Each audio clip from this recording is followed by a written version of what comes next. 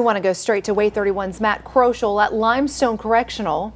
And Matt, you spent the day digging through prison system records about the growing violence there at the prison. Nicole and Marie, this is as close as we can get to Limestone Correctional, the field in between us and those prison walls. I'm relying on data from the May reporting that's available to the public from ADOC because the June and July reports are not available yet. I'm told the June report should be available by, quote, week's end.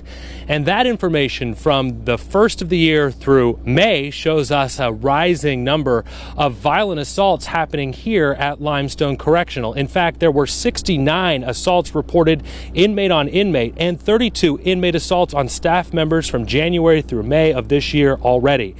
And even if you account for the prison's population, it is still one of the record high rates for the entire prison system in Alabama. Our network of sources on the inside, it includes current staff and inmates telling us the rising violence coincides with critical short staffing, an issue that we have reported on extensively over the past several months.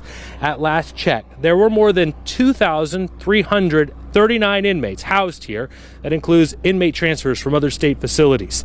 Earlier this week, we reported on ADOC's lack of response to our multiple requests for information and for access to this facility and interviews with administrators. Last night, ADOC finally responded to those requests, saying they can't accommodate it, saying it would be a disruption to their operations if we were allowed inside.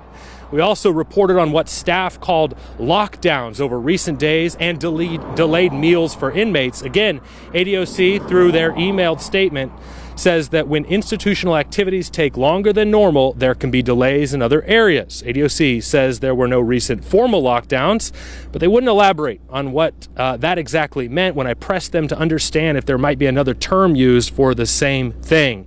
They say that all of this was happening as this chronic staffing issues were happening. So ADOC is required to actually report staffing issues to a state body that actually observes and works on prison reform issues in Alabama. That report sent over to that committee.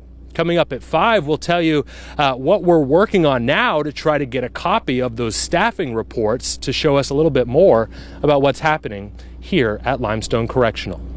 For now, reporting live in Harvest, Matt Kroschel, WAAY 31 News.